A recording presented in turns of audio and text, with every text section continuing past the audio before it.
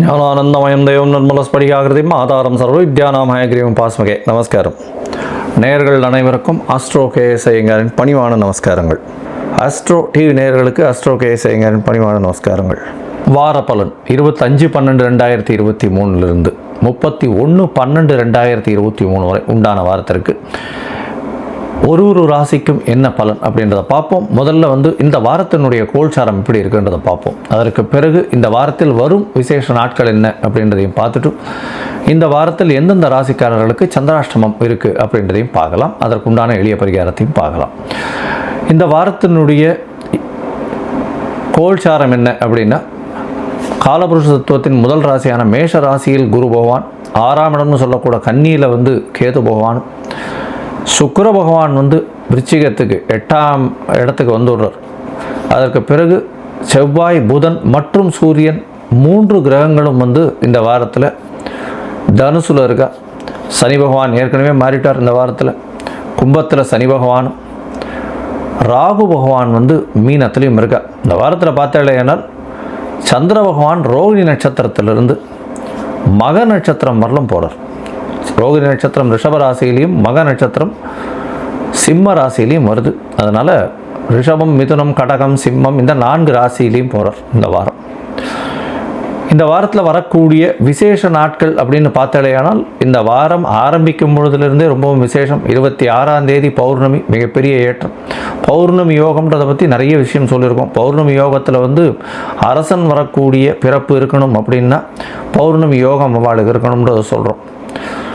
இந்த பௌர்ணமி யோகத்தை பொறுத்தவரையிலும் பார்த்தாலேயானால் இந்த வாட்டி மிருகசீரிஷம் வருது. மிருகசீரிஷம் மிருத்யுஞ்சய ஜெயந்தின்னு சொல்லக்கூடியது. மார்க்கண்டேயனுடைய பிறந்த நாள். யமனை தன்னுடைய மரணத்தை எதிர்த்து யமனையே வென்ற சிவபெருமானின் மூலியமாக வென்றவர் மார்க்கண்டேயர். அதாவது தீர்காயுஷ்மான் பவன் 16 வயதிலிருந்து என்றும் 16 ஒரு விஷயத்தை ஆசீர்வாதத்தை வாங்கினவர். அதனால் மிருத்யுஞ்சய ஜெயந்தி அப்படின்றது பேர். மார்க்கண்டேய ஜெயந்தின்னு சொல்லுவாள். இந்த வாரத்தில் பார்த்தோம்னா 27ஆம் தேதி அன்னைக்கு திரு ஆதிரை. ஆதிரை நட்சத்திரம் சிவபெருமானுக்கு பெரிய விசேஷம். சிதம்பரத்தில் பெரிய ஏற்றம். திருவாதிரைக்கு பார்த்தாலேயானால் பொதுவாகவே திருவாதிரை இந்த பெண்கள் எல்லாமே, கன்னி பெண்களாக இருக்கட்டும், சுமங்களாக இருக்கட்டும், அவெல்லாம் விரதம் இருப்பாள். தன்னுடைய கணவனுக்கு நல்ல ஒரு ஏற்றம் கிடைக்க வேணும் அப்படின்றதுக்காக. திருவாதிரைக்கு முன்னாடி 9 நாளிலிருந்தே திருவம்பாவை சொல்ல ஆரம்பிச்சிடுவாள். திருவாதிரை ஃபுல்லாக பட்னி இருந்து சிவபெருமானை வழிபட்டு திருவாதிரை களி மட்டும் செஞ்சு அதை மட்டும் உட்கொள்வார்கள். இது திருவாதிரையினுடைய பெரிய விசேஷம். இது ஆருத்ரா தரிசனம் அப்படின்றது பெரிய ஏற்றமான காலம் இந்த வாரத்தில் வருது. இந்த திருவாதிரையில் பார்த்தாலேயானால் சிவபெருமானுக்கு ஏற்ற நாள் அப்படின்றதையும் சொல்லியிருக்கோம். எல்லா விதமான சௌக்கியங்களுக்கும் இந்த வேண்டிண்டு இந்த திருவாதிரையில் அவள் இருக்கிற பட்சத்தில் அவளுக்கு அந்த ஏற்றங்கள் கிடைக்கும். திருமணம் ஆகாதவர்களுக்கு திருமணம் ஆகக்கூடிய பாக்கியமும், அதற்கு பிறகு குழந்தை பேர் ஏற்படக்கூடிய பாக்கியமும், நல்ல தொழில் அமையக்கூடிய பாக்கியமும் அவர்களுக்கு உண்டாகும். இந்த வாரத்தில் சதுர்த்தி வருது, 4ஆம் நாள். அதாவது சங்கட ஹர சதுர்த்தி. பௌர்ணமியிலிருந்து கிருஷ்ணபக்ஷ சதுர்த்தின்னு சொல்லக்கூடிய 4ஆம் நாள் வருது. அது இந்த வாரம் 30ஆம் தேதி அன்னைக்கு சங்கட ஹர சதுர்த்தி. இதுவும் ரொம்ப பெரிய விசேஷம். எந்த ஒரு பிரச்சனைகள் இருந்தாலும் சங்கடஹர அப்படின்னா சங்கடங்களை போக்கக்கூடிய சதுர்த்தி. விநாயகரை போய் ஒரு 9 தரம் சுற்றிட்டு ஒரு தேங்காயை உடைச்சிட்டு 9 தரம் தோப்பு கரணம் போட்டுட்டு வர்றது பெரிய ஏற்றம். சங்கடஹர சதுர்த்திக்கு நிறைய பேர் விரதம் இருப்பாள். இந்த விரதத்தின் மூலியமாக தொழிலில் பெரிய மேன்மை ஏற்படும். அவளுக்கு எல்லா விதமான எதிர்ப்புகளையும் சமாளிக்கக்கூடிய அளவுக்கு பெரிய ஏற்றத்தை கொடுப்பார். இந்த வாரத்தில் பார்த்தாலேயானால் எந்தெந்த ராசிக்காரர்களுக்கு சந்திராஷ்டமம்னு பார்த்தோம்னா, சந்திராஷ்டமத்தை பொறுத்தவரைக்கும் துலாம், விருச்சிகம், தனுசு மற்றும் மகரம் இந்த 4 ராசிக்காரர்களுக்கு சந்திராஷ்டமம். சந்திராஷ்டமம்னா உங்களுடைய ராசிக்கு 8ஆம் இடத்துல சந்திர பகவான் மறையக்கூடிய காலத்தில் சந்திர பகவான் மனோகாரகன் மறைஞ்சதுனால தவறான முடிவுகள் எடுக்கக்கூடும். வெளியூர் வெளிமாநிலம் பிரயாணம் வேண்டாம். எந்த ஒரு புதிய டெசிஷன்ஸும் வேண்டாம்னு சொல்கிறோம். ஒருவேளை பண்ண வேண்டி இருந்ததே ஆனால் கட்டாயத்தில் இருந்தீர்கள், நீங்கள் வெளியூர் போக வேண்டி இருந்தது அப்படின்னா சந்திர பகவானுக்கு உண்டான எளிய பரிகாரமான அல்லி மலர் அருகில் இருக்கக்கூடிய சிவன் கோவிலில் கொடுத்துட்டு போங்க. நல்ல ஒரு ஏற்றம் வரும். சந்திராஷ்டமத்தின் தாக்கம் குறையும். சரி, என்னுடைய மொபைல் நம்பர் ஸ்காலிங்கில் போயிட்டு இருக்கும். உங்களுக்கு அஸ்ட்ராலாஜிக்கல் கன்சல்ட் தேவைப்பட்டதுன்னா உங்களுடைய date, time, place of birth எனக்கு இது பண்ணுங்க, எனக்கு ஃபோன் பண்ணுங்க, அப்பாயின்மெண்ட்டு கொடுக்குறேன். உங்களுக்கு உண்டான date, time, birth, place of birth இது எல்லாத்தையும் வந்து பார்த்துட்டு, டைம் கரெக்ஷன்ஸ் இருக்கான்னு பார்த்துட்டு, சந்தி இருக்கான்னு பார்த்துட்டு, அதற்கு ஏற்றாறமால உங்களுடைய தசாபுக்தி, அந்தரம், சூக்ஷ்மம் எப்படி இருக்குன்றதையும் பார்த்து, இன்றைய காலகட்டத்தில் உங்களுடைய கோல்சாரம் எப்படி இருக்குன்றதையும் பார்த்து, உங்களுக்கு உண்டான எளிய பரிகாரம், உங்களுடைய பிரச்சனைகள் என்ன அப்படின்றத அசஸ் பண்ணி சொல்கிறேன். இப்போது ஒரு ராசியாக 25/12/2023 31/12/2023 வரை உண்டான வாரத்திற்கு மேஷம் முதல் மீனம் வரை எப்படி இருக்குன்றதை பார்க்கலாம். கன்னி, உத்திரம், ஹஸ்தம், சித்திரை இந்த 3 நட்சத்திரம் 9 பாதங்களை கொண்ட ராசி. ராசியின் அதிபதினு சொல்லக்கூடிய ஒரு புத பகவான் ராசிக்கு 4ஆம் இடத்தில் சதுர்த்த கேந்திரத்தில் இருக்கிறது ரொம்ப விசேஷம். இந்த வாரம் பார்த்தேனால் செவ்வாய் பகவான் 4ஆம் இடத்துல, புத பகவான் 4ஆம் இடத்துல, சூரிய பகவான் 4ஆம் இடத்துல இருக்கிறது பெரிய விசேஷமான காலகட்டம். இதை தவிர பார்த்தாலேனால் குருவினுடைய பார்வை உங்களுடைய ராசிக்கு 2ஆம் இடத்துலையும் 12ஆம் இடத்துலையும் இருக்கிறதுனால பணவரவருக்கு தட்டுப்பாடு இருக்கக்கூடிய வாய்ப்புகள் இல்லை. 3ஆம் அதிபதியும் 4ஆம் இடத்துல இருக்கிறதுனால பணவரவு நல்லபடியாகவே இருக்கும். முயற்சிகள் அனைத்தும் வெற்றி பெறும்.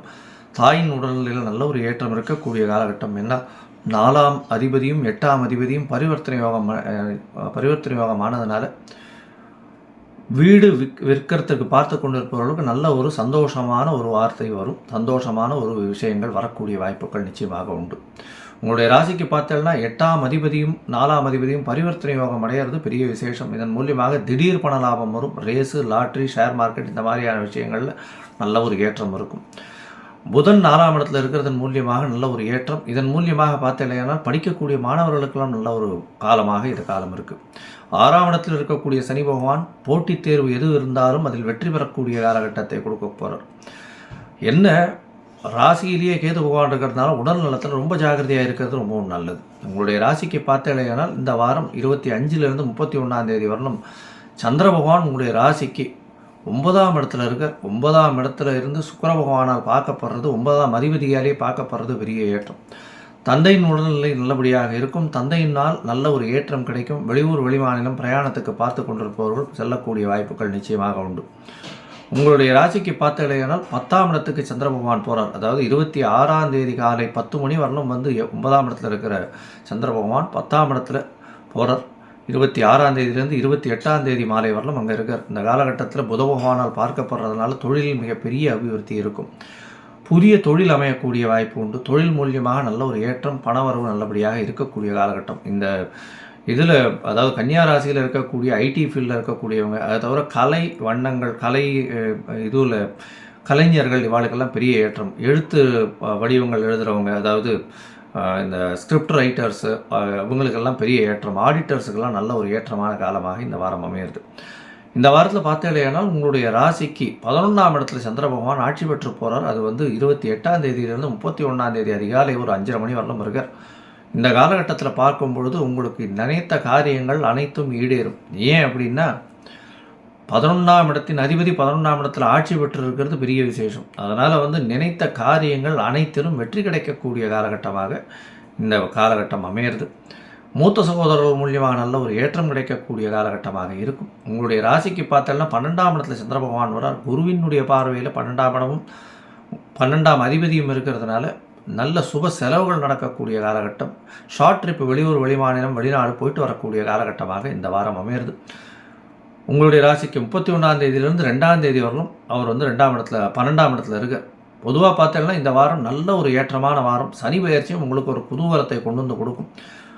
எதிர்பாலினத்தவர் மூலியமாக நல்ல ஒரு ஏற்றம் கிடைக்கும். பணவரவிற்கு பஞ்சம் இருக்காது. உடல் நலத்தை மட்டும் கொஞ்சம் ஜாகிரதையாக பார்த்துக்கோங்க. இந்த வாரத்தில் வந்து கன்னியா ராசிக்காரர்கள் அருகில் இருக்கக்கூடிய மயிலாப்பூர் கபாலீஸ்வரர் கோயிலுக்கு போயிட்டு வாங்க. ஏன்னா ஆருத்ரா தரிசனம் வேறு இருக்குது. அதனால் கபாலீஸ்வரர் போய் சேவிச்சுட்டு வாங்க. நல்ல ஒரு ஏற்றமும் மாற்றமும் உங்களுடைய வாழ்வில் நிச்சயமாக வரும்.